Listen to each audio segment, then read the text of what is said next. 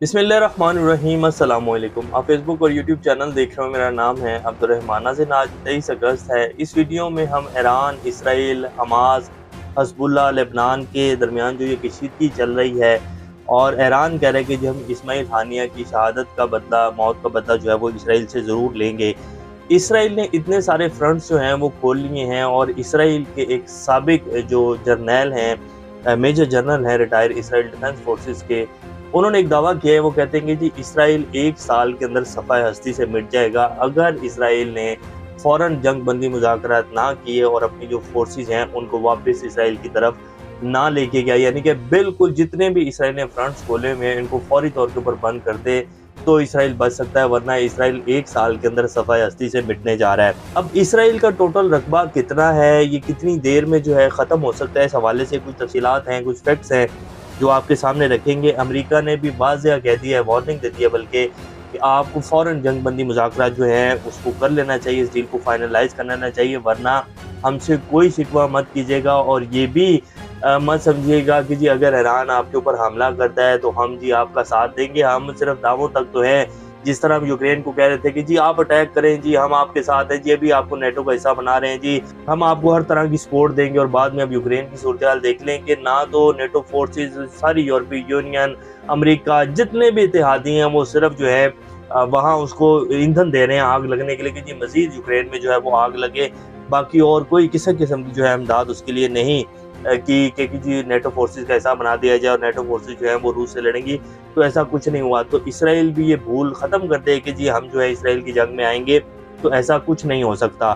अब जो आज की कुछ ताज़ा तरीन जो है ख़बरें हैं वो आपके सामने रखेंगे। फिर इसराइल के जो जनरल ने एक जो है ये वार्निंग दे दी है इसराइल को और बहुत बड़ा जो है उन्होंने दावा कर दिया है, वो भी आपके सामने रखेंगे। और फिर उन्होंने जो है इसराइल के वज़ीर दिफ़ा को भी कोट किया, जिन्होंने भी थोड़े दिन पहले जो है ये कहा था कि हम जो है ये इसमें से कुछ भी नहीं निकलेगा इस जंग में से, हम हमास को काउंटर नहीं कर सकते हैं। अगर हम ये हमारी जो काबीना और वज़ीर-ए-आज़म नेतन्याहू को उन्होंने बेसिकली टॉन्ट करते हुए कहा था कि अगर नेतन्याहू साहब ये समझ रहे हैं ना कि जी हम हमास को ख़त्म कर देंगे, तो ये बहुत बड़ी भूल है। इसराइल को बहुत ज़्यादा नुकसानात हो रहे हैं और इसराइल की फ़ोर्सेस जो हैं वो बहुत सेटबैक है उनके लिए।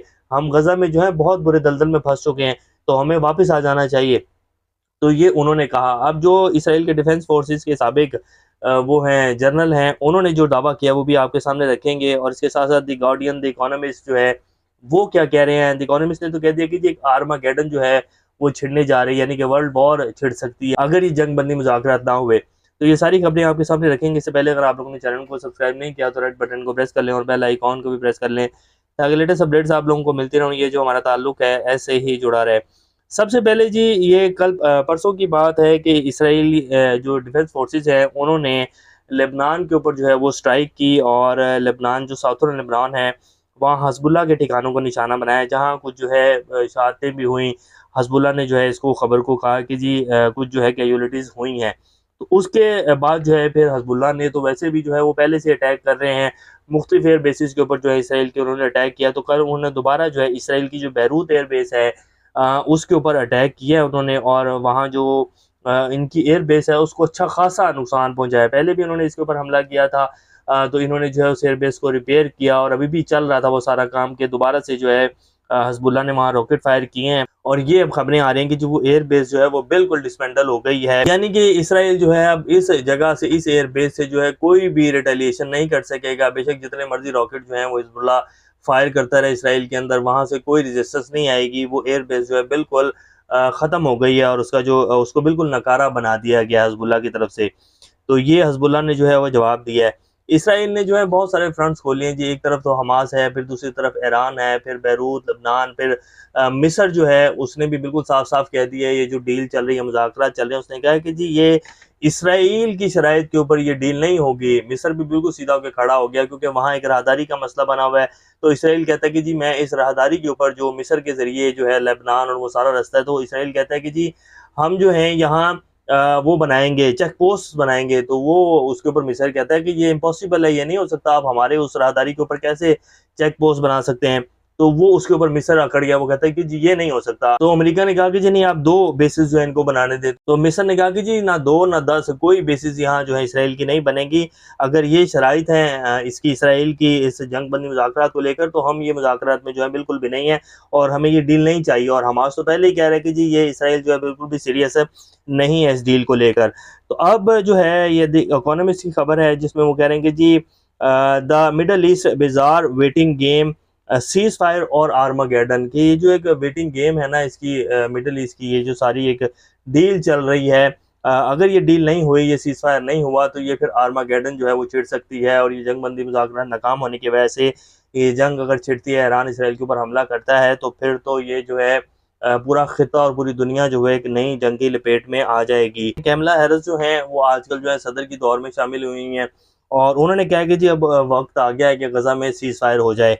लेकिन जो दूसरी तरफ बाइडन साहब हैं और जो उनका ऑफिस है, वो आज जो है उनकी इसराइल के जो प्राइम मिनिस्टर हैं नेतन्याहू, उनको उनसे बात हुई है फ़ोन के ऊपर, क्योंकि एंथोनी ब्लिंकन जो हैं वो मशरिक़ वस्ता के दौरे के ऊपर थे, तो वो भी वहाँ से खाली हाथ जो है वापस लौट गए हैं और उनको भी जो है कुछ नहीं मिला और ना ही जो है वो कोई बड़ी पेशरफ्त करवा सकें इस डील को लेकर कि जी वाकई सीज़फायर डील हो गई है और अब ये चंद दिनों में साइन हो जाएगी, तो वो भी कोई पेशरफ्त नहीं हुई। तो वो भी वापस लौटे हैं। तो उसके बाद जो है फिर जो बाइडन साहब हैं उन्होंने पीएम नेतन्याहू को फ़ोन किया है और कहा है कि जी आप इस डील को फाइनलाइज़ करें, इसको जल्द अज़ जल्द करें और अब इसमें मज़ीद रोड़े मत अटकाएँ, मज़ीद शराइत मत ऐड करें। ये इस तरह जो है ये डील ख़राब हो जाएगी और फिर जो है कोई नई जंग छिड़ सकती है। और ईरान ने तो बिल्कुल वाज़ेह कहा है कि जी अगर ये डील नहीं होती, तो हम जो है फिर इसराइल के ऊपर अटैक कर देंगे। तो ये जी इसके हवाले से है। अब आपके सामने रख देते हैं कि जी जो इसराइल के डिफेंस फोर्सेस के एक रिटायर मेजर जनरल हैं जिनका नाम है मेजर जनरल यज़हाक बर्ग। उन्होंने ये दावा किया कि हमास से जंग और ईरान से कशीदगी के बायस इसराइल अगले साल तक मुकम्मल सफ़ाए हस्ती से मिट जाएगा। मशरिक़ वस्ता की सूरत-ए-हाल पर इसराइल को वार्निंग उन्होंने जारी करते हुए कहा कि अगर हमास इसराइल जंग बंदी मुज़ाकरात की नाकामी की सूरत में जंग छिड़ती है, तो इसराइल ख़त्म हो जाएगा। उन्होंने इसराइल के वज़ीर दिफ़ा गिलांत के बयान का भी जो है वो हवाला देते हुए कहा कि अगर नेतन्याहू और इनके इत्तेहादियों को तब्दील ना किया गया, तो इसराइल 1 साल में मुकम्मल तबाह हो जाएगा। उन्होंने कहा कि हमास और ईरान खाली धमकियाँ नहीं दे रहे हैं, हमारे वज़ीर दिफ़ा को इस बात का इदराक हो चुका था, तभी उन्होंने ये बात की कि हम हमास के ऊपर काबू नहीं पा सकते हैं। अगर हम ये सोच रहे हैं कि जी हम हमास को बिल्कुल ख़त्म कर देंगे, ये तो हमारी बहुत बड़ी भूल है। और फिर उन्होंने कहा कि इसराइल जंग के मकासद हासिल करने में नाकाम हो चुका है और हम गज़ा की दलदल में फंस चुके हैं। हमास को कमज़ोर करने के बुनियादी मकसद के हसूल का मौका ना होने के बावजूद हम अपने फ़ौजियों को खो रहे हैं। और इससे कबल रिटायर्ड जनरल इसहाक बराग ने जुलाई में भी ये दावा किया था कि इसराइल फ़ौज गज़ा की पट्टी में पै दर पै नाकाम हो रही है। तो ये डिफेंस फोर्सेस के जो साबिक मेजर जनरल हैं, फिर इसराइल के जो इस टाइम के वज़ीर दिफ़ा हैं गिलान, उन्होंने भी कहा कि ये नेतन्याहू साहब जो हैं ये मेरे ख्याल आँखें बंद और दिमाग बंद करके बैठे हुए हैं। ये इसराइल को पता नहीं किस तरफ जो है झोंक रहे हैं और फिर इसराइल के अंदर भी जो है प्रोटेस्ट हो रहे हैं कि जी ये बस कर दें इस जंग को। उनके जो फौजी अब इस जंग में मर रहे हैं, वो उनके जो फैमिलीज़ हैं वो वहाँ प्रोटेस्ट कर रही हैं कि जी हम आए दिन जो है जनाजे उठा रहे हैं और हम आए दिन जो है अपने उनको बच्चों को बेच रहे हैं और जंग का जो है वो लुक़मा अजल बन रहे हैं जंग में।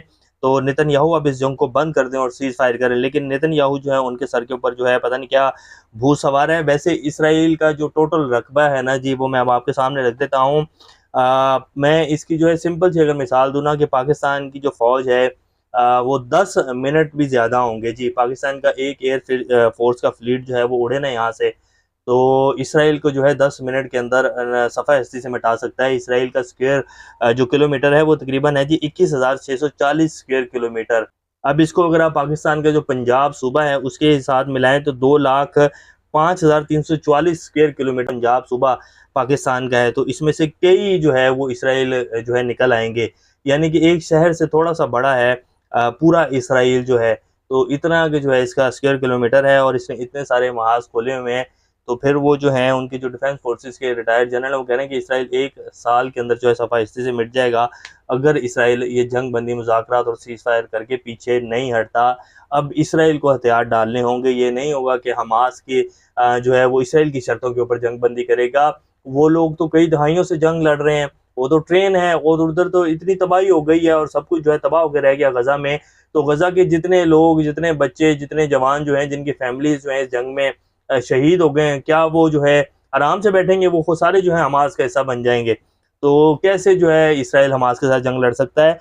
ये वो जंग है जो इसराइल को तबाह कर देगी। ये जो है उनके डिफेंस फोर्सेस के जो रिटायर्ड जनरल है वो कह रहे हैं। तो ये जिस टाइम की सूरत हाल है। नेक्स्ट अपडेट से दोबारा आप लोग सामने हाजिर होंगे, तब तक अपना और अपना ख्याल रखिएगा। अल्लाह हाफ़िज़।